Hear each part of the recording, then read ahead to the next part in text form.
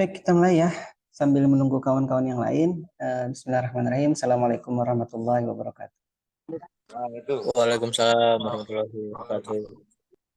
Baik, Alhamdulillah. Assalatu wassalamu ala rasulillah, Sayyidina Muhammad ibn Abdillah. Rekan-rekan sekalian yang saya hormati. Yang pertama saya mohon maaf karena tidak bisa ke Banjarbaru. Dari kemarin itu kepala saya masih agak eh, berputar. Tidak tahu kenapa anunya. Eh, Akhirnya saya tadi tidak berani ke Banjarbaru karena kalau menyetir agak jauh itu kan takut bermasalah di jalanan. Jadi saya tadi minta izin ke Prodi untuk kemudian kuliah secara daring ya. Baik, ini saya pakai sebenarnya ada 4 kamera di sini, 1, 2, 3, 4. Nanti kalau saya menunjukkan eh, apa namanya controller ataupun robot nanti saya pakai kamera yang lain. Saya pakai kamera misalkan di sini nanti. Nah, ini ya. Kamera saya ada 4. Baik, kita sapa dulu ya. Jadi saya ngelihat beberapa rekan-rekan yang sudah di awal-awal hadir ada Khalisa Ismi. Ini saya terus terang yang mana namanya kenal tapi mungkin secara personal saya tidak hafal ininya, eh, wajahnya ya. Syauki juga ini saya tidak hafal. Fazlur tadi mungkin saya ingat. Darin ada, kemudian di siapa lagi nih?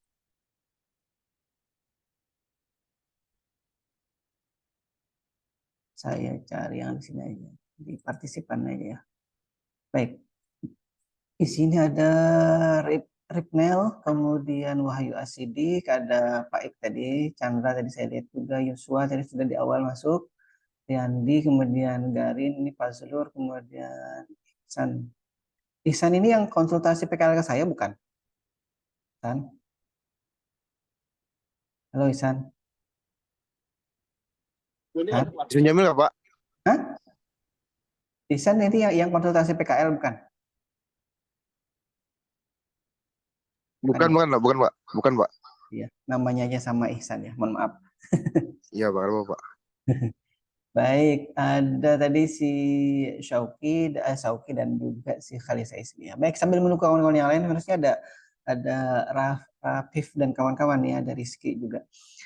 Baik, kita sudah memasuki pertemuan kedua dan kita sudah masuk ke materi lanjutan ya terkait dengan pemrograman robotika. Tadi saya sudah bawa, sebenarnya saya ingin bawa Kadidi kemarin ke tadi ke kamera mana nih? Iya. Nah, ini adalah chassis robot yang sebelah sini saya ganti ini dulu. Nah, ini chassis robot yang saya bawa ini.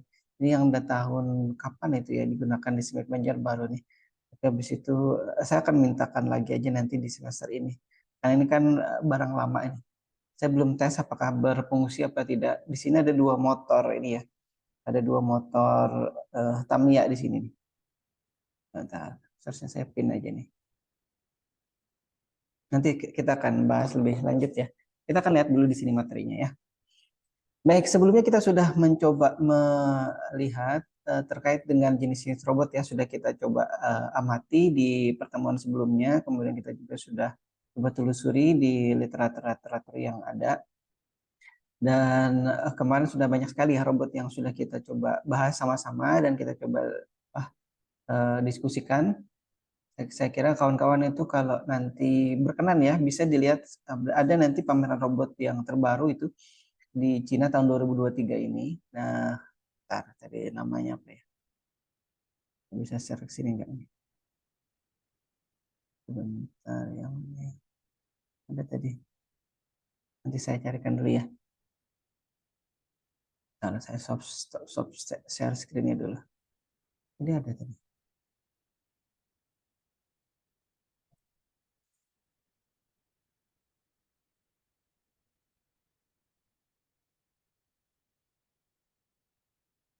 Saya cari dulu.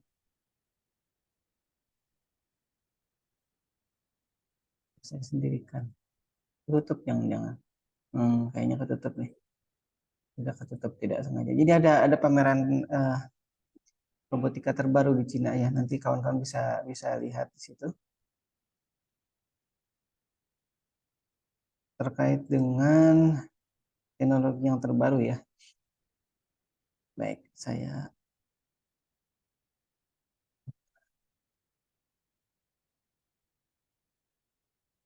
di sini.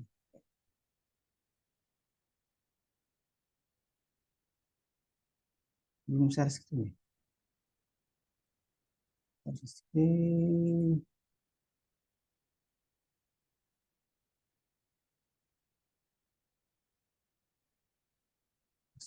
Pindah ke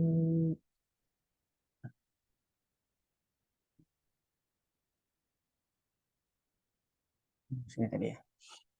Baik, dulu atau sebelumnya kita sudah mencoba membahas ini terkait dengan apa itu robot mobile atau robot yang kemudian bentuknya seperti mobile. Seperti kalau bahasa ini sih robot itu robot bergerak ya maksudnya ya. Robot manipulator, kemudian ada robot humanoid, flying robot, dan lain-lain di sini ya. Sudah kita coba bahas di pertemuan sebelumnya. Mungkin kalau nanti saya minta atau tugaskan lagi terkait dengan sekian banyak robot ini ya, nanti dicoba dicari tahu kira-kira perkembangan robot mobile itu seperti apa, manipulator itu seperti apa. Kan kalau manipulator itu sudah bahas kemarin terkait dengan banyaknya industri di luar sana, terutama di luar negeri ya, yang kemudian memanfaatkan robot manipulator ini untuk memasang komponen-komponen elektronika yang sangat kecil, atau mungkin memasang komponen mobil ya, atau sepeda motor juga sebagian perusahaan itu menggunakan manipulator ini karena uh, dari sisi kemudahan ya dia lebih akurat daripada kalau misalkan menggunakan uh, tenaga ataupun manusia ya yang kemudian memasang. Tapi di satu sisi nanti ada juga perlu kontrol dari manusia yang kemudian memastikan bahwa hasil pemasangan yang dilakukan oleh robot manipulator itu bisa sesuai dengan standar yang ada di perusahaan tersebut ya. Kemudian robot humanoid tadi saya tidak sempat bawa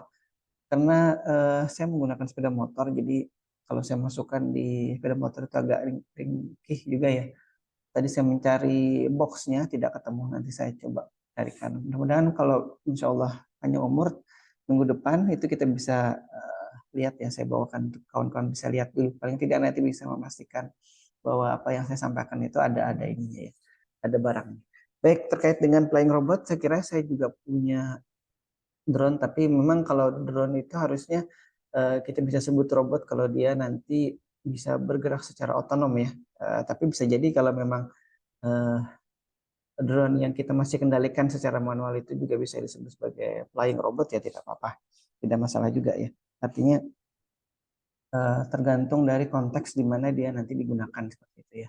Kemudian robot berkaki itu juga sudah kayaknya sudah dikembalikan oleh kawan-kawan tim robotika kemarin ke Banjarmasin hari Sabtu. Tapi saya tadi tidak sempat belum sempat ke ruangan sana karena kuncinya dibawa oleh kawan-kawan mahasiswa. Saya tidak punya kunci cadangan yang lain. Kemudian robot jaringan kemarin kita sudah juga bahas. Kemudian robot Animalia itu yang baru sekarang ada Unitree itu ya dari Cina. Selain robotnya dari Boston Dynamic, kemudian ada robot Cyborg juga itu yang nanti kita atau orang-orang di luar sana gunakan untuk mengganti bagian tubuh yang tidak berfungsi lagi ya. Kemudian robot medis itu sudah banyak sekarang. Alhamdulillah saya kemarin lihat juga ada robot yang kemudian bisa dimasukkan ke pembuluh darah untuk kemudian menyedot darah-darah yang beku, kemudian mengembalikan ukuran uh, apa namanya pembuluh darah yang kemudian menyempit seperti itu. Saya kemarin itu lihat di ini di YouTube ya ada. Nah itu robot-robot terkait dengan medis. Baik, ada pertanyaan dulu sampai sini, Garin, Rin. Halo Garin, Ismi. Maaf Pak, baru join Pak. Oh baik, nggak apa-apa. Internetnya lelet jadi Pak. Nggak apa-apa. Nanti saya sudah upload untuk pertemuan yang lalu ya, untuk minggu lalu. Nanti saya upload lagi insya Allah pertemuan yang ini.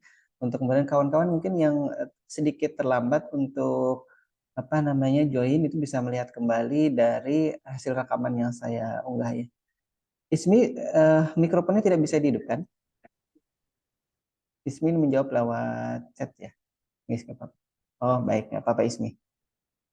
Jadi mungkin pada saat awal-awal mencoba juga mungkin ada trouble ya, ada masalah ya. Baik, tidak apa-apa. Kemudian sudah ada responnya, artinya saya tidak berbicara sendiri di ruangan ini. Jadi saya minta izin pagi-pagi ke sini untuk kemudian meminjam ruangan atau menggunakan ruangan ini. Saya takut ada yang menggunakan. Ternyata tidak ada. Karena yang lain dosennya mengajar secara luring ya. Baik, kita lanjut. Kita akan masuk ke pertemuan ke materi yang terkait dengan dasar pembentuk sebuah robot ya. Jadi tadi saya sudah coba bawa hari ini ya. Nih kalau di kamera ini, ntar saya coba siapin ini enggak. Nah, ini ada di atas tuh ya. Tapi nanti saya coba perbesar kalau nanti kawan-kawan biar lebih jelas melihatnya. Sementara kita lihat slide-nya dulu ya. Sudah saya pin di kamera saya yang satunya ya. Baik, secara teori ini ya, komponen pembentuk robot ini ada macam-macam nih. Tapi kalau kawan-kawan misalkan iseng nih ya, cari di ChatGPT itu juga sudah hampir sama dengan yang saya sampaikan di pertemuan kali ini ya. Saya sudah cek juga di sana mereka atau si ChatGPT itu mengeluarkan hasil analisisnya ya, atau hasil pengetahuannya itu apa saja itu ada di situ. Bahkan saya tadi sempat lihat, oh ternyata dia sudah bisa jadi database sudah sampai ke 2023. Biasanya dia ya kalau kita misalkan tanya nih, misalkan komponen robot yang ada ataupun secara teoritis di tahun 2023 ini apa saja. Dia kalau misalkan dia kadang-kadang menyatakan gini, bahwa database dia itu hanya sampai tahun 2001. Jadi kalau yang terkait dengan tahun ini ya, sampai tahun ini tahun 2023, maka itu dia jawab dia tidak bisa menjawab yang terbaru di tahun 2023 ini. Tapi tadi saya lihat dia bisa jawab di tahun 2003 komponen ini gitu, atau komponen yang ini itu sudah sampai gini perkembangannya. Jadi kita tidak bisa jadi dia sudah mengupdate database dari si ChatGPT itu sampai tahun 2023 ini ya. Ini kan sudah menjelang akhir tahun nih, sudah bulan September ya. Karena tanggal berapa ya? Tanggal 12 ya, September. Baik, kita lihat dulu ya. Nanti kalau kawan-kawan penasaran nanti dicari saja ya. Jadi komponen dasar pembentuk sebuah robot itu menurut ChatGPT apa nanti gitu ya. Bisa jadi nanti saya kira kawan-kawan sudah akan lebih mudah sekali ya kalau nanti diminta untuk membuat kalau itu sebuah misalkan artikel atau uraian singkat ataupun artikel ilmiah sederhana gitu 1 atau 2 halaman. Karena ChatGPT sudah sangat gampang kita ini kan. Cuma nanti yang jadi masalah itu kalau misalkan saya cek kesamaan antar mahasiswa ya, itu bisa jadi kalau sama-sama mengambil dari ChatGPT itu akan sama hasilnya. Nah itu dia. Itu lagi jadi ya kasus nanti mungkin bisa jadi terjadi seperti itu. Karena nanti dosennya kalau misalkan jeli ya bisa melihat kan, oh ini sama, ini sama, ini sama. Nah itu yang jadi masalah ya. Baik, kita lihat dulu ya. Jadi yang pertama itu ada controller. Nanti kita lakukan bahas controller ini hari ini. Jadi komponen dasar pembentuk sebuah robot ini nanti akan bisa jadi kita bahas di beberapa pertemuan ya. Karena untuk membahas controller atau pengendali sendiri itu nanti bisa cukup panjang materinya. Nah, itu yang kita akan coba bahas hari ini ya. Kemudian komponen pembentuk sebuah robot yang lain itu adalah aktuator ya. Kontrol itu termasuk yang ini ya. Kalau dilihat di itu. Bisa sudah membawa controller. Mungkin kawan-kawan belum sempat lihat yang ini ya, atau belum sempat mempraktekkan ini waktu microcontroller di semester yang lalu. Tapi akan insya Allah kita gunakan di semester ini ya. Karena di sini ini sudah nanti kan kita bahas ya, saya akan coba bahas insya Allah nanti. Ini sudah ada berbagai komponen lainnya, termasuk di dalamnya ada jalur untuk I2C atau I2C, kemudian ada jalur untuk karena dia punya ini ya, punya driver untuk motornya. Jadi tidak perlu kita menggunakan driver motor eksternal karena kita sudah punya di dalam ini integrated di dalam sini ya. Jadi di dalam sini sudah integrated motor drivernya.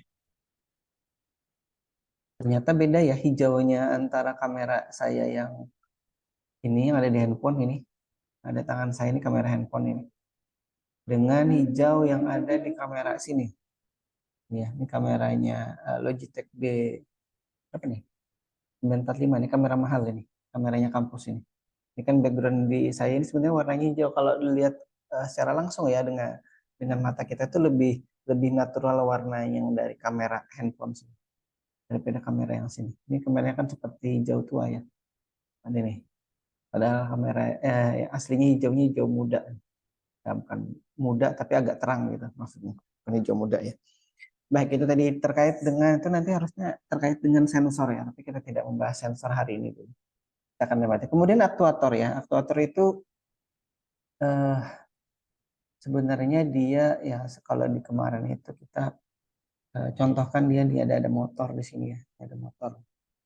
Nah itu sebenarnya aktuator ya, ada motor servo, nanti motor DC biasa, ada motor DC gearbox, ada nanti yang lain ya, misalkan pneumatik apa sih namanya itu, kayak hidrolik gitu ya. Nah itu dia.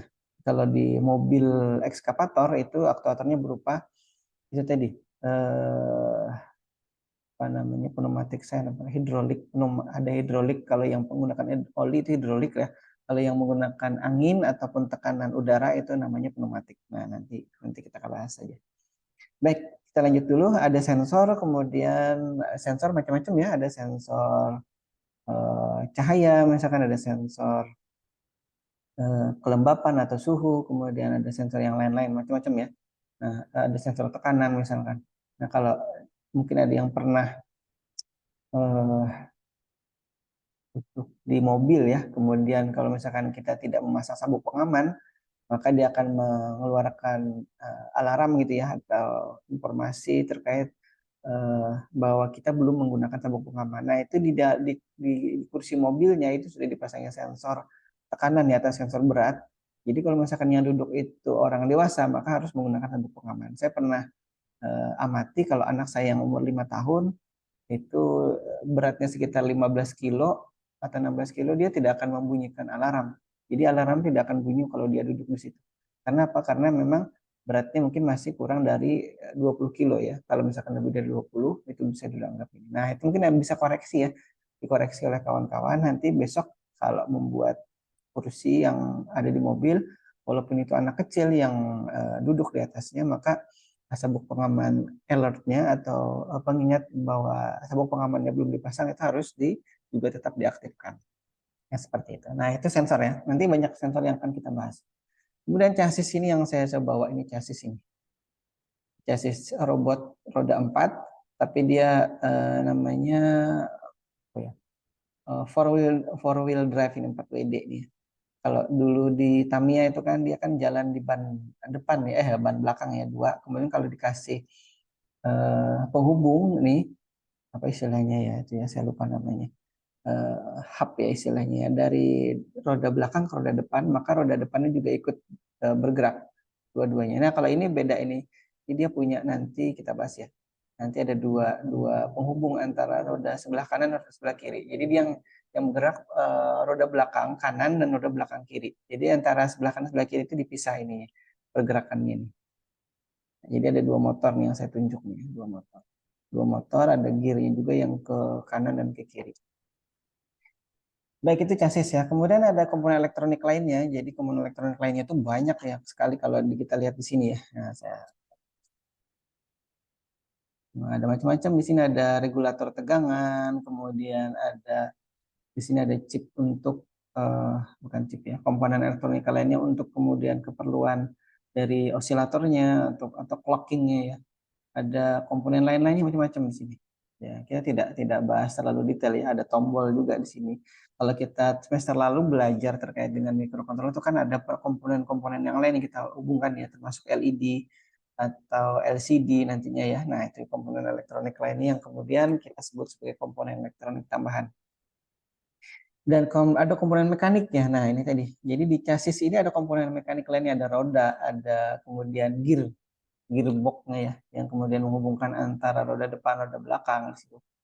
Kemudian ada apa namanya? Peleknya ya, macam-macam.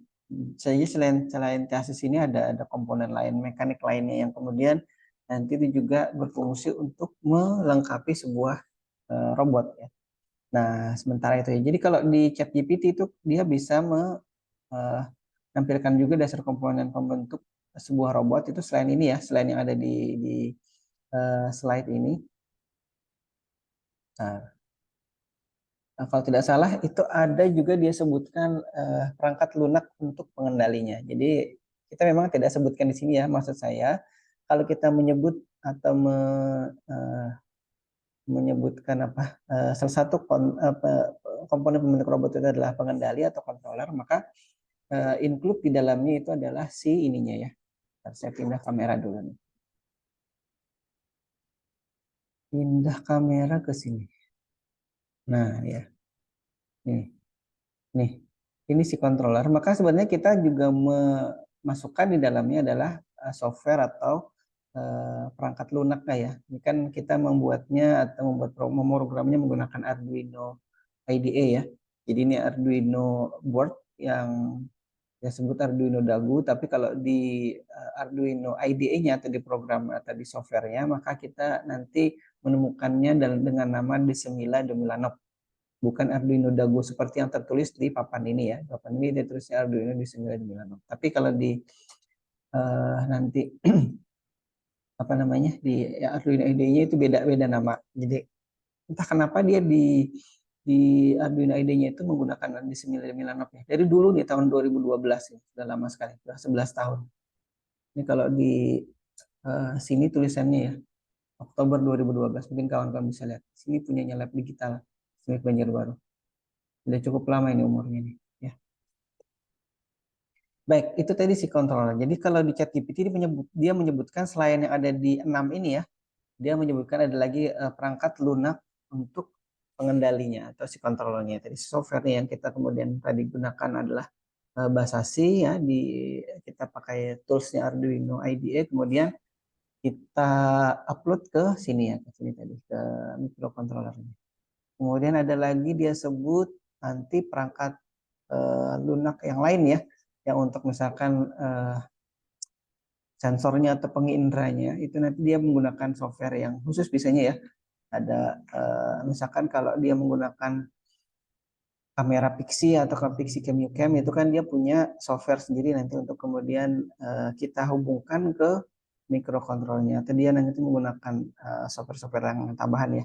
Misalkan sensor apa, kemudian nanti punya software sendiri yang kemudian bisa berkomunikasi dengan microcontroller di pengendalinya tadi ya. Baik, selamat bergabung kawan kita, ini ada Nur siapa namanya? Nathan ya. Nathan. Di rumah ya Nathan ya? Ya Pak, di rumah Pak.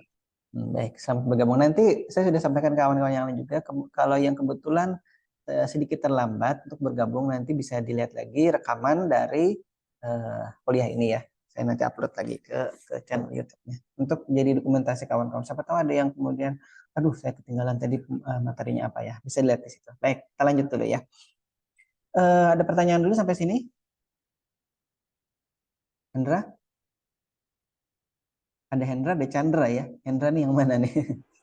Nah, Ada Bang. Iya. Rizky, Rafif sudah hadir di sini? Tadi ada Rizky saya lihat. Chandra? Ada. Baik, kita lanjut dulu ya Chan ya. Baik, kita masuk ke pengendali ya. Pengendali itu kalau nanti kita gunakan ya untuk mengendalikan sebuah robot, maka kalau itu roda, maka dia akan mengendalikan rodanya. Kalau misalkan dia nanti dipasangnya sensor, maka dia akan membaca sensor, kemudian membuat reaksi terhadap hasil pembacaan sensornya.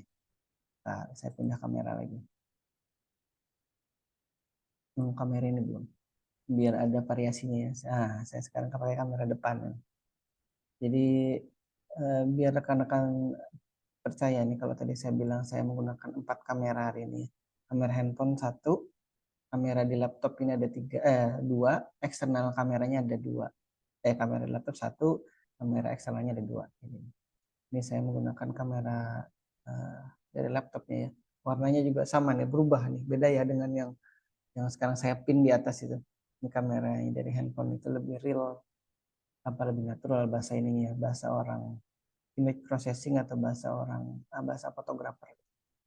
Baik, kita lanjut dulu dengan tadi ya. Artinya kalau kita menggunakan salah kamera ini nih, microcontroller ini ya sebagai pengendalinya, maka nanti dia akan kita gunakan untuk mengatur ya atau mengendalikan pergerakan dari si robot itu. Kalau si robot digerakkan oleh motor servo, maka motor servo itu yang akan kita kendalikan. Nah, kalau nanti motor servo itu nanti Rafif dan Rizky itu punya pengalaman yang lebih detail ya, karena robot yang mereka gunakan itu punya servo controller sendiri nantinya. Dan itu ada aplikasinya juga yang kemudian bisa nanti kita perintah dari microcontroller di luar dari apa namanya, dari kontrolnya itu ya. Jadi ada servo kontrol sendiri, itu bisa sampai berapa ya? Kayaknya lebih dari 15 kayaknya anehnya jalurnya ya. Dan dia punya software sendiri. Jadi kalau misalkan kita uploadkan ininya, kita simpan itu ya, konfigurasi dari servonya itu misalkan untuk bergerak atau tidak, yang sederhana itu dia berdiri saja ya. Berdiri misalkan. Itu kan servonya ada, misalkan kemarin itu ada 12 servo untuk robot berkakinya ya. Itu disetting di masing-masing servonya itu. Kalau untuk berdiri ini servo satunya seperti apa. Jadi kalau misalkan dia punya 6 kaki, masing-masing kaki ada 2, berarti ada servo ya, satu kaki ada 2. Ada 2 servo. Nah, itu masing-masing diatur tidak bisa kita asal berikan data gitu ya ke masing-masing servo. Jadi untuk berdiri itu datanya seperti ini. Motor 1, 2, 3, 4 sampai 12 gitu ya. Nanti kalau kapan-kapan nanti kawan-kawan di tim robotika itu nanti bisa mendemokan ya. Atau kalau nanti saya boleh pinjam, saya pinjam nanti untuk didemokan di sini ya, di mata kuliah pemrograman robotika ya, kita bisa lihat. Jadi maksud saya kita melihat serumit apa nanti untuk mengendalikan sebuah robot hanya untuk proses dia berdiri gitu ya. Tidak berjalan, belum berjalan atau menghindari halangan, itu beda lagi nanti proses. Jadi dia ada nanti gerakan-gerakan umum atau gerakan-gerakan yang kemudian dasar ya, yang misalkan dia berdiri standby gitu dulu. Biasanya kan gitu, kalau misalkan robot dia sudah standby untuk kemudian jalan, dia standby untuk berdiri dulu. Nah, posisi standby berdirinya itu kita perlu mengatur sekian banyak motor servo yang terhubung di situ. Saya tidak bawa motor servo hari ini. Nah, kalau misalkan dia tadi berupa motor ini ya, antara saya salah. Ini motor DC biasa yang ini. Saya salah. Ini ya. Nah, ini. Ada motor saya tunjuk ini. Ini motor DC seperti halnya Tamiya ya. 3 volt ini motornya. Torsinya saya tidak hafal anunya. Kekuatan torsi itu kekuatan memutarnya dia ya. Nah, ini kan ada gearbox ke bawahnya sini di dalam sini. Nah, nanti kita berbicara gearbox lebih detail pada saat kita membahas aktuator ya. Karena ini saya tunjukkan yang umum-umumnya dulu ya. Nah, jadi untuk si kontrol ini seperti biasa, atau bukan seperti biasa, pada umumnya ya orang menggunakan microcontroller ini. Seperti yang kita gunakan di pertemuan atau mata kuliah sebelumnya ya, microcontroller itu macam-macam. Nah, yang sekarang lagi tren itu adalah microcontroller yang diproduksi oleh Atmel. Dan kemudian perusahaan ataupun pihak ketiga yang menggunakan atau banyak menggunakan microcontroller dari Atmel ini adalah si Arduino tadi ya. Karena Arduino itu kan dia punya bisnis juga di software dan hardware. Nah, kemudian karena si Atmel ini relatif lebih murah dari sisi harga ya, dari saya dulu kenal Atmel ini kalau tidak salah ingat ya tahun 99 sampai 2002-2003 itu saya menggunakan untuk keperluan penelitian dan juga skripsi ya. Jadi kami menggunakannya untuk kemudian penelitian sama-sama dengan kawan saya, ada bertiga dulu itu. Namanya, kalau sekarang masih ada itu program kreativitas mahasiswa ya. Mungkin kami itu salah satu yang angkatan pertama, kedua itu saya lupa ya. Untuk program kreativitas mahasiswa dulu. Jadi bahkan pada saat saya diundang ke PIMNAS, Pekan Ilmiah Mahasiswa Nasional dulu tahun 2003 itu kalau tidak salah, saya sudah lulus. Jadi yang mewakili kawan saya yang lain ya, anggota kawan saya yang 2 orang yang lain itu yang mewakili. Jadi mereka saya berikan semua alatnya, saya serahkan ke mereka. Kemudian penjelasan tentang alatnya juga tata cara mengoperasikan segala macam itu ada di mereka. Semua sudah saya serahkan. Karena waktu itu saya lulus. Karena yang sudah lulus kan tidak boleh ikut ke PIMNAS lagi. Nah, itu ya. Kemudian kalau misalkan saya sempat jelaskan ya di pertemuan yang lalu bahwa kami di tim robotika di tahun 2023 ini sudah melakukan penelitian dan itu sudah jadi robotnya ya, dan itu dikendalikan dengan multiple level istilahnya ya, multiple level controller. Jadi robot itu sudah kami pasangi nih, robot holonomik, nanti ada robot holonomik yang insya Allah dibawakan. Mudah-mudahan ingat, ini sudah dikendalikan dengan microcontroller ini. Ya, kita menggunakan ATmega 2560 ya. Seperti yang kita gunakan kemarin ya, 2560 itu di controller yang kecil. Itu mini Arduino Mega Pro Mini ya. Nah, kalau yang di tim robotika itu menggunakan yang lebih besar. Nah, ini yang saya bawa Arduino Mega Pro, Arduino Mega Pro nih. Nah, saya coba pakai yang lebih besar aja ini ya. Stop share screen-nya dulu, kemudian saya pin pakai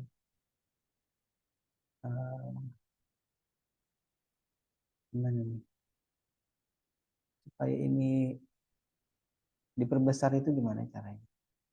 Nah, ada yang tahu ini supaya gambar yang saya pin ini bisa pin dulu.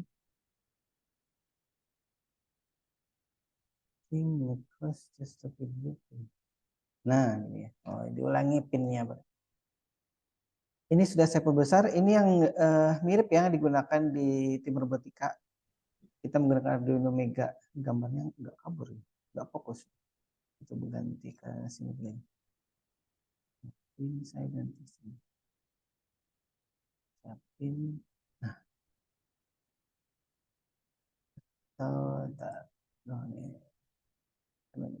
saya ganti kameranya yang ke ini ya. Nah, oh, hilang.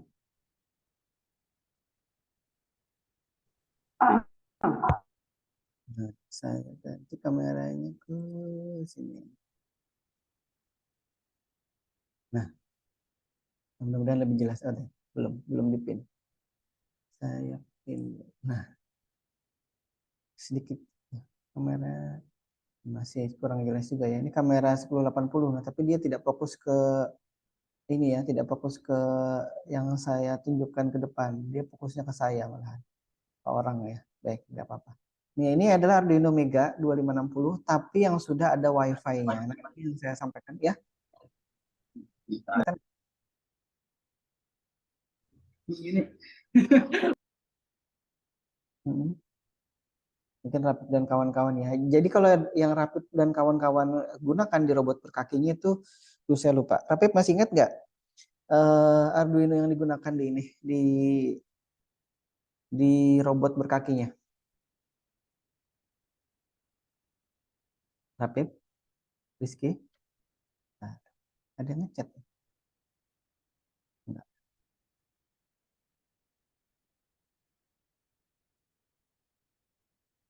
Masih ingat nggak Rafif Anwar? Mungkin masih di kantin ya Rapid ya. Baik. Yang lain. Saya lupa ininya, nama kontrolnya itu beda dengan ini. Jadi ini yang ada Wi-Fi-nya nih. Oh, kebalik ya. Tulisan Wi-Fi-nya kebalik. Ini. Balik lagi. Ini ada Wi-Fi. Apa lebih jelas di sini?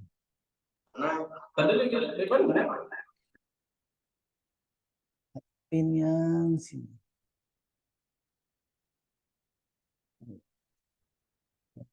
Nah, ini gambar controller. Jadi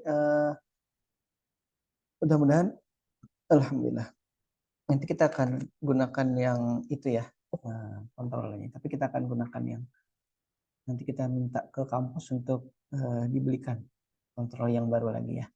Baik, saya share screen tadi lagi kembali ya.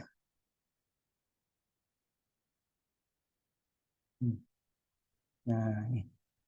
Nah, jadi itu tadi ya si kontrol yang kemudian digunakan di tim robotika Sonic Banjar baru. Kalau dulu kita gunakannya ini ya.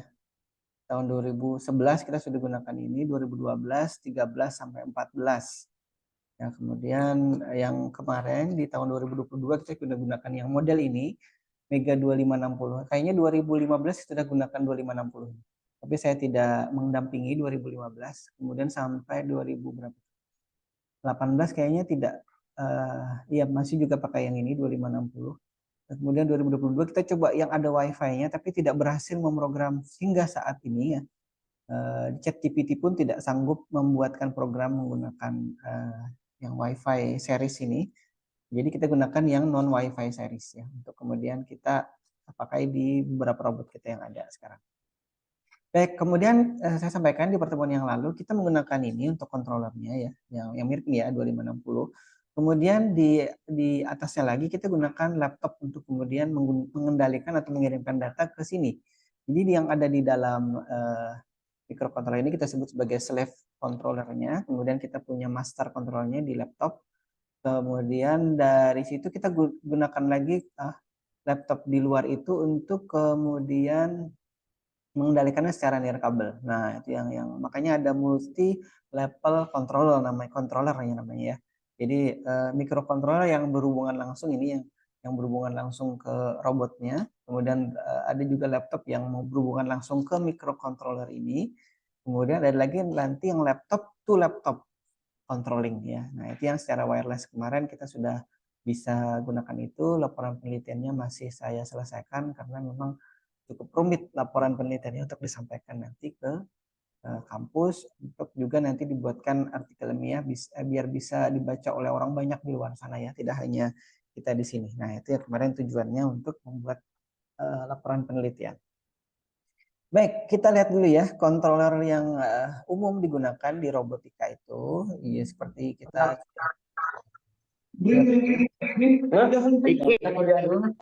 ya, saya mute dulu ya, mohon maaf Fikri. Nanti kalau ada yang mau didiskusikan silakan di open mic lagi ya. Baik, kita lanjut lagi. Kontrol yang umum digunakan di robot ya, biasanya seperti yang sudah kita bahas, mikrokontrol itu, kemudian mikroprosesor ini sudah dulu ya digunakan, tapi lupa saya dulu. Mungkin kita waktu pertama kali ikut kontes robot itu tahun 2007 ya. 2007 di Surabaya kita sudah menggunakan mikrokontroller. Jadi mikroprosesor ini kita tidak sempat gunakan karena memang terlalu ribet ya urusannya, karena waktu itu mikrokontroller pun sudah masih agak ribet memprogramnya. Jadi kalau misalkan kita punya robot, kemudian kita punya modul pengendalinya, itu beda dengan modul pemrogramnya. Nah, itu ya yang dulu ya. Mungkin sempat saya cerita. Kalau di tahun 2007 itu kita punya komputer, kemudian kita punya programmer. Programmer itu yang akan memprogram mikrokontroller. Mikrokontroller kemudian kita bisa cabut pasang dan itu kita bisa tancapkan di pengendalinya di robot. Jadi itu beda. Beda antara controller di tahun 2007 itu ya. 2007 itu controller dengan programmer itu beda. Jadi kalau kita memprogram itu kita harus cabut nanti setelah selesai diprogram. Jadi seperti misalkan di pertemuan di semester yang lalu ya di mata kuliah mikrokontroller itu kan kita bisa langsung melihat hasil pemrograman mikrokontroller yang kita lakukan ke chipnya, chip mikrokontrollernya. Kemudian kita lihat hasilnya di situ juga. Nah itu artinya mikrokontroller itu diprogram di satu board bersamaan dengan simulatornya juga ada di situ. Nah kalau di tahun 2007 kita masih menggunakan terpisah antara board simulator yang melihat hasilnya tadi ya, yang itu notabene dipasang di robot, kemudian dengan programmernya. Bisa bayangkan Chandra atau bisa dipahami yang saya maksud tadi, beda antara controller dengan programmer gitu apa namanya simulator dengan programmer. Di tahun 2007 kita punya terpisah dua itu antara controller dan programmer, maaf, programmer dengan si simulatornya ya. Nah, gitu. Jadi kalau mikroprosesornya lebih lama lagi nih tahun 98 itu kami masih menggunakan mikroprosesor ini di kampus di Jogja sana ya, di IKIP Jogja dulu. Kita masih menggunakan Z80 mikroprosesornya dulu. Nah, kalau mikroprosesor yang kawan-kawan gunakan sekarang di komputer itu kan beda lagi peruntukannya ya. Tapi memang mikroprosesornya juga digunakan sebagai controller, tapi controller di laptopnya ya. Ada yang menggunakan Intel misalkan, ada yang menggunakan AMD. Kalau saya dulu menggunakan AMD juga, tapi saya lupa namanya dulu. Bukan kelasnya Ryzen itu, tapi dulu AMD apa ya? Di bawahnya Athlon lagi. dulu waktu saya kuliah saya menggunakan itu. Karena apa? Karena harganya lebih murah ya. Kalau saya menggunakan zaman saya dulu Pak itu Ben. ya baik. Zaman saya dulu kuliah itu kalau beli prosesor mikroprosesor Intel ya untuk komputer itu maksimal Pentium 2 kalau tidak salah. Jadi prosesnya agak besar, mungkin segini besarnya dulu. Nih sekotak mikrofon saya ini agak besar. Jadi dia sekaligus pendinginnya ada di situ. Ada bukan? Ya pendingin logamnya ya. Nanti ada pendingin ininya lagi, pendingin kipas.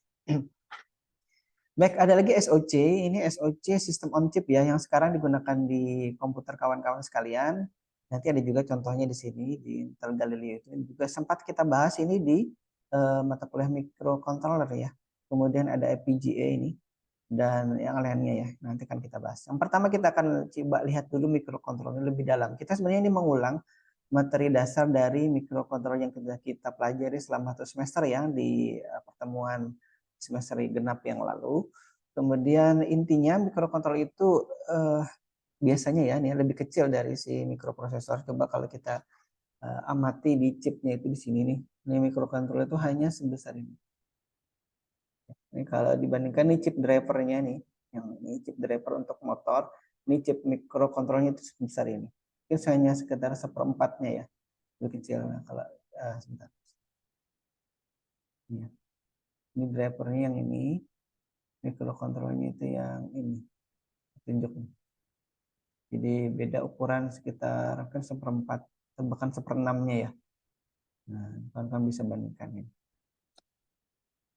Ya, tapi dia sebenarnya mikroprosesor juga di dalamnya, cuma sudah dilengkapi dengan berbagai macam peripheral tambahan ya. Tidak hanya kalau mikroprosesor itu kan dia chip murni tanpa ada tambahan yang lain. Misalkan kalau nanti dia ingin menghubung ke perangkat luar, dia punya nanti external I/O gitu ya. Ada tambahan chip untuk external. Tapi kalau mikrocontroller dia sudah include di dalamnya semuanya. Nah, itu kan sudah kita lihat di sini si mikrokontroler yang kita bahas di pertemuan di semester yang lalu itu sudah intinya ada mikroprosesor di dalamnya, dia punya RAM, punya ROM, punya ADC dan lain-lain. Kalau mikroprosesornya di laptopnya kawan-kawan itu kan dia mikroprosesor sendiri, nanti RAM-nya sendiri, nanti WiFi kontrolnya sendiri, nanti Bluetooth kontrolnya sendiri, kemudian SSD-nya atau hard disk-nya ataupun SSD NVMe-nya itu sendiri, ada kontrolnya sendiri. Nah, itu dia. Karena mikroprosesor dia murni sebagai mikroprosesor saja, tidak nanti terhubung atau terintegrated dengan perangkat lain seperti RAM, ROM dan lain-lain di situ. Nanti sebenarnya dia punya RAM juga ya di dalamnya namanya cache memory, L-cache memory, ada L1, L2, L3. Nah, itu masing-masing mikroprosesor punya L1, L2, L3 cache yang berbeda-beda. Biasanya L3 cache-nya sekarang mungkin sampai lebih dari 10 mega ya. Itu seperti RAM yang RAM-nya mikroprosesor tapi letakkan di dalam mikroprosesornya seperti itu. Kalau RAM yang eksternal itu kan ada RAM sampai mungkin ada yang dari 4. Sekarang yang paling umum itu dijual dari minimal 4 mungkin.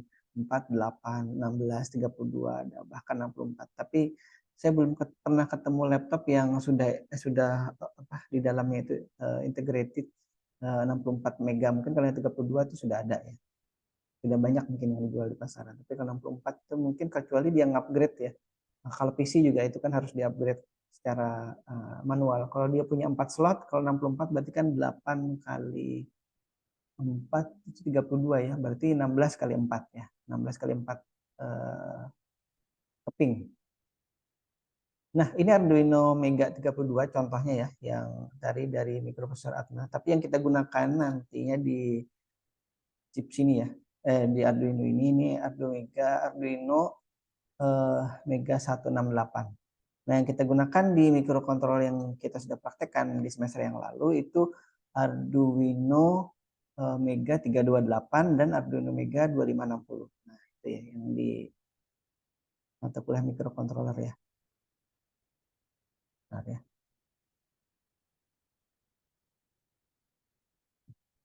Kurang lebih setengah jam lagi ya, sudah jam 10:30. Baik, kita lanjut dulu. Tadi ada microcontroller dan lain-lainnya ya, mikroprosesor. Sekarang kita lihat mikroprosesor ini seperti apa ya. Tadi kita coba bahas. Nah, mikroprosesor ini sebenarnya prosesor yang apa namanya, yang raw, itu bahasa ininya apa, yang mentah gitu ya. Tidak ada apapun yang kemudian terhubung ke prosesornya sendiri. Hanya saja dia punya minimal itu biasanya punya arithmetical logical unit, ALU itu ya. Dia punya register, kemudian tidak punya komponen yang lainnya ya. Maka kita perlu mengoneksikan perangkat lainnya seperti I/O, controller dan lain-lain untuk bisa nanti dia terhubung ke komponen lain di luar dari mikroprosesor. Misalkan dia perlu hubungannya ke ROM, kemudian ke chipsetnya dari mainboardnya di laptop kita ataupun di PC gitu ya.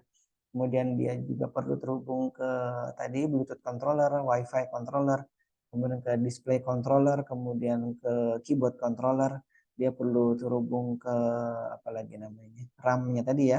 Nah, dia perlu terhubung ke sound controller dan lain-lain. Nah, di laptop itu banyak sekali controller yang kemudian menghubungkan dirinya ke mikroprosesor tadi. Jadi prosesor yang ada di laptop kita itu biasanya punya, atau mainboard di komputer di laptop kita itu punya banyak kontrol tambahan selain yang ada di tadi mikroprosesor ya. Sound itu ada kontrol sendiri. Ada mikrokontrolnya, istilahnya mikrokontrol khusus terkait dengan mengolah data berupa suara tadi. Misalkan data digital kemudian diubah menjadi data suara dan sebaliknya. Dari mikrofon itu kan data suara diubah ke data digital untuk kemudian ditransmisikan ke kawan-kawan yang sekarang mendengar suara saya. Saya pakai mikrofon eksternal di sini untuk biar stabil suaranya. Kalau saya pakai mikrofon integrated di sini, kadang-kadang kalau saya menoleh ke kanan atau ke kiri gitu ya, atau saya gini-gini, itu kan nanti suaranya bisa jadi terpengaruh ya. Kalau yang sekarang ada di sini, di nempel di baju, ini akan lebih stabil suaranya. Harapannya seperti itu ya. Nah, itu dia jadi teorinya mikroprosesor. Ahmad, ini Ahmad siapa nih yang muncul di layar ini? Ahmad saja ya namanya ya? Ahmad, halo? Ahmad ya, Ahmad. Syauki? Ya, Pak. Lanjut, Pak. Ya, alhamdulillah masih masih ada yang ngerespon. Suaranya terdengar cukup jelas ya? Alhamdulillah, Pak. Ada Kedengaran, Pak. Pak. Nah, Jelas, jelas. Jelas, Pak. baik, Syauki, Kak Eki, dan kawan-kawan yang lain. Kita lanjut, ada yang storing nih. Kita lanjut dulu ya. Baik, tadi masih terkait dengan mikroprosesor ini yang ada di laptopnya kawan-kawan. Mungkin yang sekarang ya, yang banyak sekali diproduksi dan diedarkan di pasarnya itu adalah yang Core i3, Core i5, Core i7, Core i9 ya. Ada Ryzen, ini Ryzen 3579 ya, 579.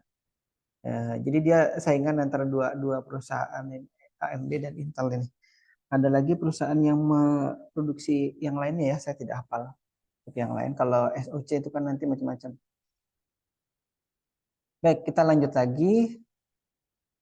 Tadi terkait dengan mikrokontroler sudah, mikroprosesor sudah, sekarang kita ke SoC ini yang sekarang banyak ya di laptop juga ada, laptop tablet ya terutama ya, kemudian ada yang di handphone terutama itu di smartphone, baik itu yang berbasis Android ataupun yang berbasis iOS ya.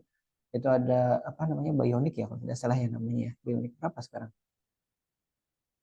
13, 14. Yang pakai iPhone sekarang Bionic berapa sekarang ya? Chipset saya tidak hafal. Mungkin di atas 15 ya mungkin ya. Baik, kita lanjut dulu ya. Nah, SoC itu sebenarnya dia ini sudah ada pengertiannya di sini ya. Dia semuanya ada di situ ya, seperti handphonenya Riyandi itu sekarang ya. Handphonenya Riyandi itu sekarang. Nah, ini ada Chandra. Chandra itu pakai Android atau pakai iOS sistem operasinya? Handphonenya Chan. Mikrofonnya masih mati Chandra. Halo? Chandra bisa dihidupkan mikrofonnya Chan? Mikrofonmu belum hidup.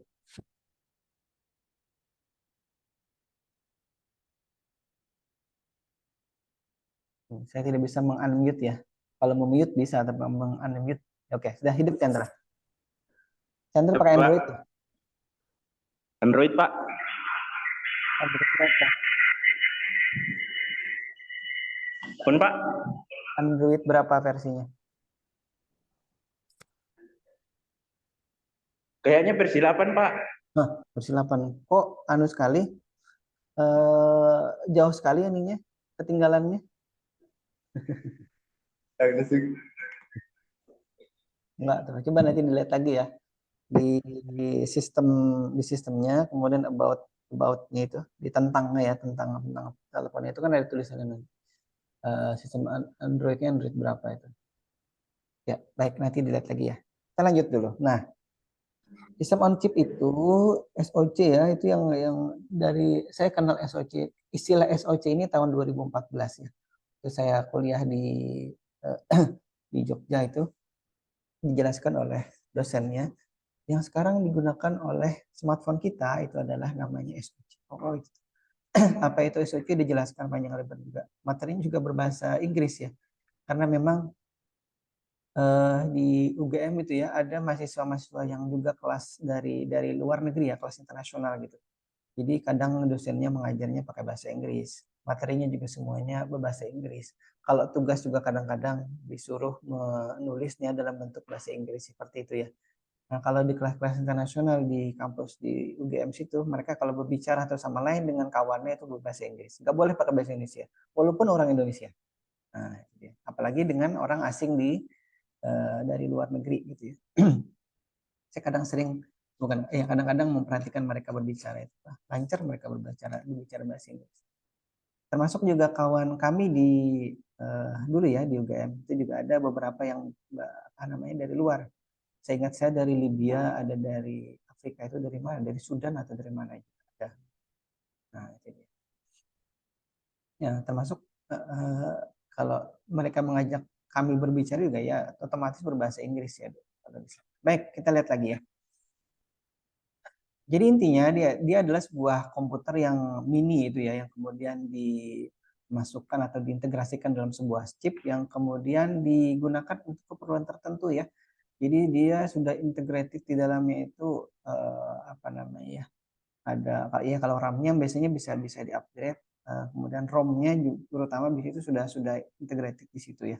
Jadi kalau misalkan tadi SoC untuk smartphone, berarti dia diprogram atau dikhususkan di dalamnya sudah menggunakan ROM ya. ROM-nya itu yang kemudian biasanya kalau yang ROM-nya berapa namanya? 8 GB misalkan, 16 GB ya. Atau sekarang itu sudah berapa ROM-nya? Kalau di tempat saya ini 64 GB ya. 64 GB itu sudah terpakai mungkin sekitar 10-an GB untuk softwarenya ya, software Android dan juga aplikasi-aplikasi bawaannya. Nah, itu jadi sisa 50-an sekian, 52 atau 50 giga lagi yang khusus nanti yang disediakan untuk kita melakukan instalasi aplikasi tambahan ataupun mungkin kita menyimpan data-data seperti foto dan lain-lain gitu ya. Nah, itu ya. Jadi dia biasanya dikhususkan untuk keperluan tertentu. Nah, kalau misalkan itu di SoC untuk tablet, maka diperuntukkan untuk tablet. Misalkan SoC untuk TV di mobil ya, bukan TV sih. Namanya multimedia player untuk di mobil, maka SoC-nya diperuntukkan khusus untuk itu ya. Jadi di dalamnya sudah dimasukkan program untuk memutar video, untuk memutar MP3 file ya, atau juga kalau misalnya dia bisa dihubungkan ke eksternal device, misalkan untuk terhubung ke Bluetooth handphone dan lain-lain itu ya, itu yang ada di mobil. Termasuk di perangkat-perangkat lainnya yang juga menggunakan SoC ini. Nah, jadi biasanya si SoC ini seperti kita pelajari sebelumnya ya, dia punya memori yang cukup besar. Tadi kita bisa sebut sebagai ROM biasanya ya. Kemudian dia juga punya perangkat yang terhubung ke luar ya. Dia juga punya biasanya di sini radio itu bukan radio FM, SW dan AM itu ya. Maksudnya radio ini perangkat komunikasi yang nirkabel itu ya, atau wireless di sini. Jadi dia bisa jadi dia punya perangkat Bluetooth di situ, dia punya perangkat terhubung ke jaringan seluler ya, baik itu Kalau sekarang masih ada mungkin 3G, 4G, 5G gitu ya. Nah, itu yang kurang lebih yang disebut sebagai radio atau wireless connection device di sini. Nah, kemudian dia juga bisa jadi multi core ya. Kalau si Chandra perhatikan di situ prosesor yang ada di handphonenya itu ya, itu bisa jadi sudah 4 minimal ya, atau mungkin kalau disebutnya octa core itu berarti 8 ya. Kalau dia sebut quad core itu kan berarti 4, kemudian disebut quad core atau mungkin sudah disebut dia sebut octa core itu 8. Ada hexacore itu ya, ada 16 core. Bisa jadi seperti itu. Nah, ini sumbernya ada di sini ya. Nanti bisa dilihat kawan-kawan. Baik, kita lanjut lagi terkait dengan SoC ini. Ini yang saya dulu sempat dapat dari Intel ya. Dikirimnya ada 10 unit. Ini Intel Galileo. Saya berikan ke dosen saya dulu. Ada 2 kalau tidak salah. Kemudian ke sepupu juga. Saya berikan 1. Kemudian ke siapa lagi ya? Di saya itu sisa 6 atau berapa itu sisanya ini. Ini yang saya gunakan. Dulu saya gunakan ini untuk keperluan penelitian awal, tapi ternyata tidak kuat untuk mengolah citra. Saya akhirnya kembali ke laptop. Mungkin sempat saya ceritakan ya. Ini saya ulangi lagi ceritanya terkait dengan Intel Galileo ini. Jadi Intel Galileo ini dia punya prosesor cukup ini ya. Ada Intel, nah ini namanya Intel Quark ya. Bukan. Ini advanced micro device, ini bukan chipsetnya atau prosesornya si ini ya, si Intel Galileo ini. Intel Quark ini ada yang ini. Saya tunjuk bentar. Pakai Spotlight, Draw ya. Nah, ini SoC-nya nih. Dia punya RAM cukup besar nih. Saya lupa ini spesifikasinya RAM-nya ini berapa nih. Kalau tidak salah sekitar 215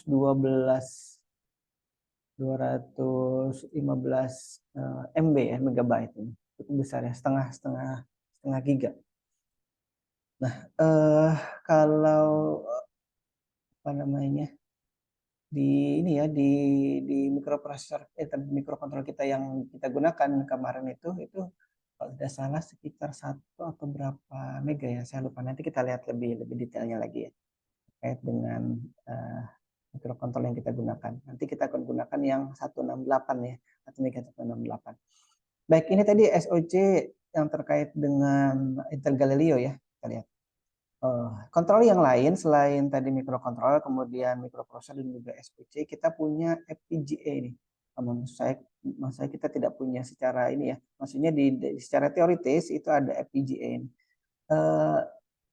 Bentar, FPGA ini ada bahasa Indonesia-nya enggak?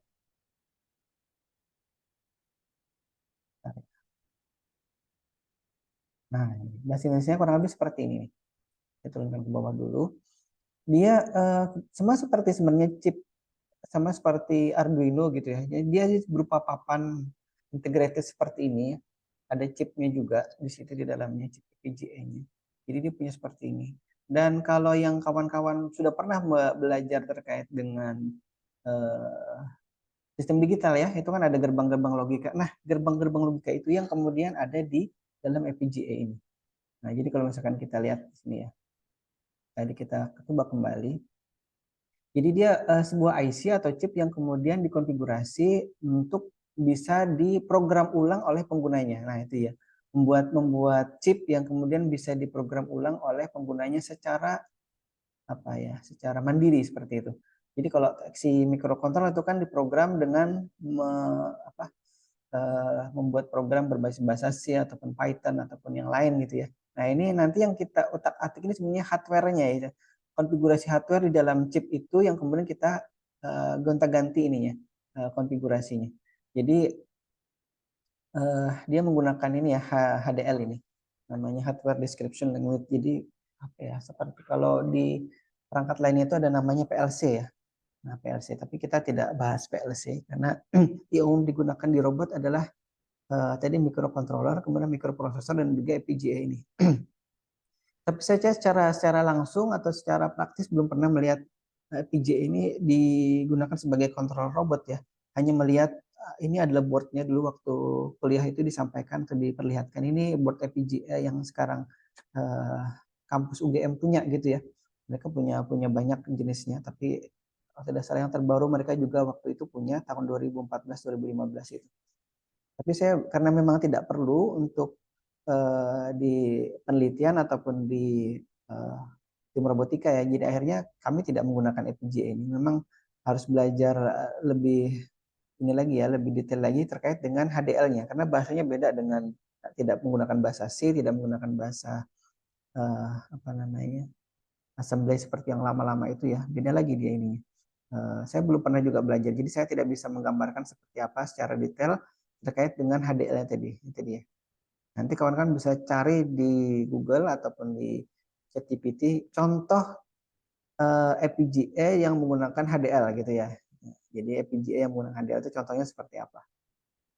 Nah, jadi intinya dia punya blok-blok gerbang logika ya di dalamnya. Misalkan ada gerbang OR, ada gerbang XOR, ada gerbang AND, NAND, dan lain-lain di situ. Seperti kawan-kawan belajar apa namanya sistem digital dulu ya, ataupun logika informatika itu kan ada hubungannya dan berhubungan erat bahkan keduanya itu. Dan di FPGA ini bahkan nanti itu bisa digunakan lebih spesifik lagi ya, karena di dalamnya ada gerbang-gerbang yang kemudian kawan-kawan bisa program. Nah, cara memprogram seperti apa? Mungkin ada software khususnya juga yang kalau misalkan kawan-kawan pernah menggunakan apa EWB itu ya, Electronic Workbench. Nah, kurang lebih seperti itu. Ini dihubungkan ke sini, ini dihubungkan ke sini. Inputnya dari XOR ini nanti outputnya dihubungkan kemana ya itu ya. Ya seperti itu nanti yang gambaran dari bagaimana kita memprogram ini ya si FPGA chip ini. Nah, jadi kita mencoba menghubungkan, ini kalau di sini tulisannya wire together ya, menghubungkan atau menghubungkan secara bersama blok-blok yang ada di situ. Entah blok itu nanti isinya kombinasi dari XOR dan lain-lain gitu, ataupun ada nanti apa namanya gerbang-gerbang logika yang lain gitu ya, yang kemudian kita bisa program berkali-kali di situ. Nah, kalau si microcontroller itu kan biasanya punya batasan, dia bisa diprogram misalkan 1000 kali baca tulis gitu ya. Maka mungkin bisa jadi si FPGA board atau FPGA chipnya ini juga bisa diprogram dengan batasan tertentu ya. Ini salah satunya yang FPGA boardnya ya dari Spartan, namanya Ceiling. Itu serinya ada di situ, XC3S400. Nah, di situ. Nah, ini yang salah satu yang kemudian ada ya di pasaran. Nanti kawan-kawan bisa cari lagi FPGA itu. Dan dia berbentuk board seperti halnya Arduino ini tadi ya. Arduino ini. Nah, tapi di dalamnya ada chip itu. Nah, nanti ada software juga. Saya belum pernah memprogram, jadi saya tidak bisa menggambarkan atau menceritakan lebih detail. Baik, kira-kira ada yang punya informasi terkait dengan kontrol lainnya yang ada di dunia sekarang? Nanti kawan-kawan bisa cari tahu nih ya terkait dengan ini. Ada Android, ada Raspberry juga di situ. Saya punya Raspberry yang dulu mungkin sempat saya lihatkan ya. Arduino ini yang sekarang banyak digunakan di dunia ya, termasuk di Indonesia juga. Untuk kawan-kawan lebih cenderung banyak menggunakan Arduino. Tapi saya kemarin dapat informasi kawan-kawan yang di ini ya di tim robotika, tim robot dari kampus lain itu mereka sudah menggunakan Raspberry Pi versi yang baru itu.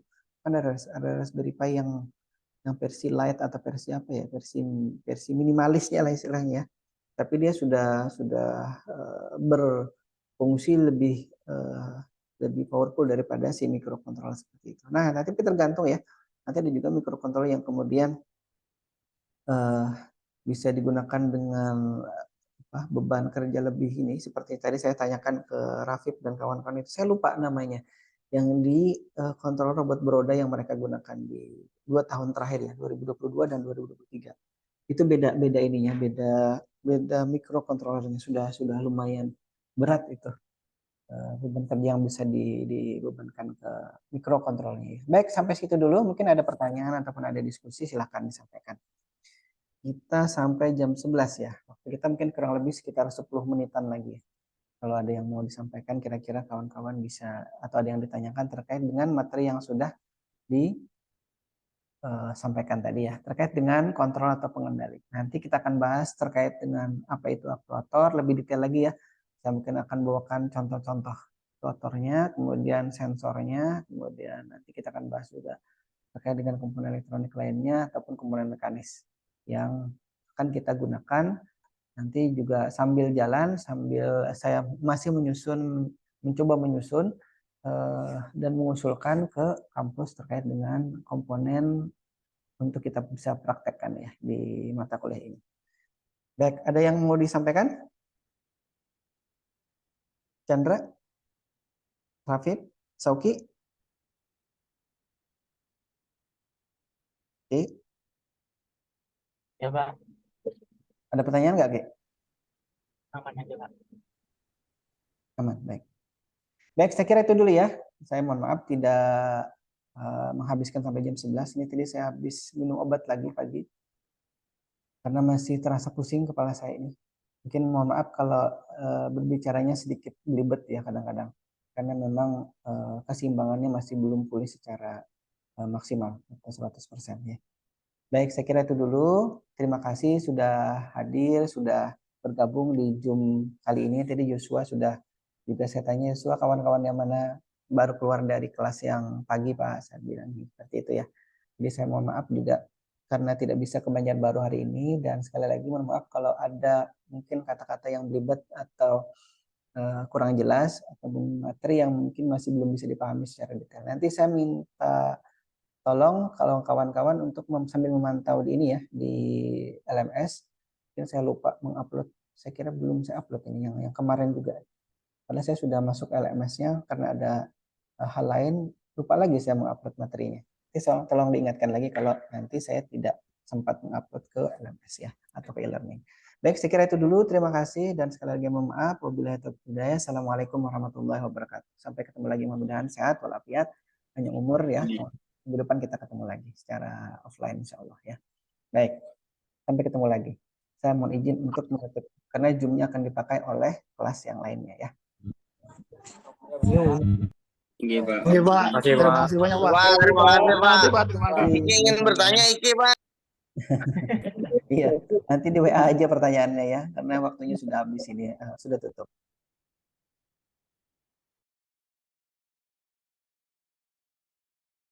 Duluan, Pak.